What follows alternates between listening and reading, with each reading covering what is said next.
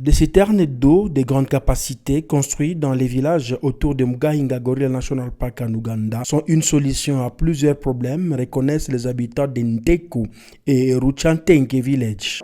Avec cette eau, nos enfants se lavent et vont à l'école sans difficulté comme par le passé. Ils ont de bons résultats. Dans les temps anciens, nous entrions dans les parcs à la recherche de l'eau. Dans les anciens temps, nous entrions dans la forêt à la recherche de l'eau. Mais depuis l'érection du parc, on nous a construit des citernes qui facilitent notre travail. Ces citernes sont très importantes pour notre développement.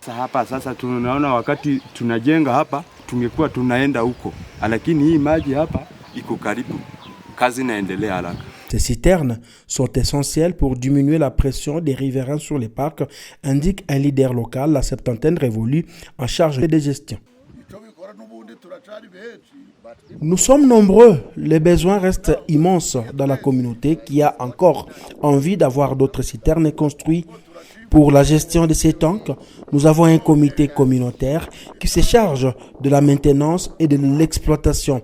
Pour nous, la conservation du parc reste capitale car avec l'eau au village, personne ne peut envier y pénétrer pour sa destruction. Initié à la suite des consultations communautaires, ce programme est arrivé pour relever nombreux défis, révèle Jacques Routunda, chargé des programmes terrain à UPLOF de Rural Poa, URP en sigle. Les défis avant étaient celui d'accessibilité aux sources d'eau par les communautés locales autour du parc. Avant la construction de ces citernes, nous avions consulté les communautés autour de ces parcs de Mugahinga et l'adduction d'eau a été la priorité des priorités. La collaboration transfrontalière dans les grands virunga financières de ces vastes programmes indique le contexte transfrontalier de cette réalisation. La région n'a pas beaucoup d'eau. Il n'y a pas d'eau, il n'y a pas d'adduction d'eau. Alors il fallait faire le cours à construire des citernes pour la collecte des eaux pluviales.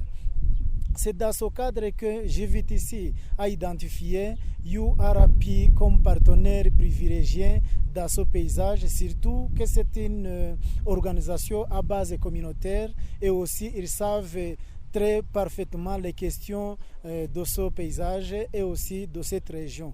Alors nous avons pu travailler avec eux pour construire des tanks. Dans ce paysage, dans cette région, ils ont pu construire 17 citernes de collecte des eaux pluviales. Les populations ici s'approvisionnent en eau. Donc sur chaque citerne, les populations ont mis en place des comités pour mieux gérer ces ressources en eau. Ça, c'est la collaboration transfrontalière.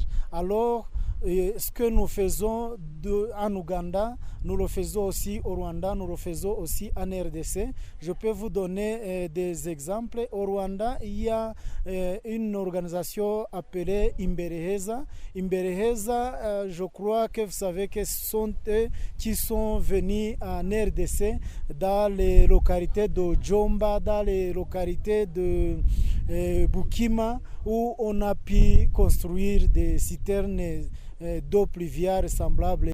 Comme on les voit, dans ces milieux environnant les parcs nationaux de Mugahinga, on aperçoit un élan de développement à côté d'une agriculture prospère.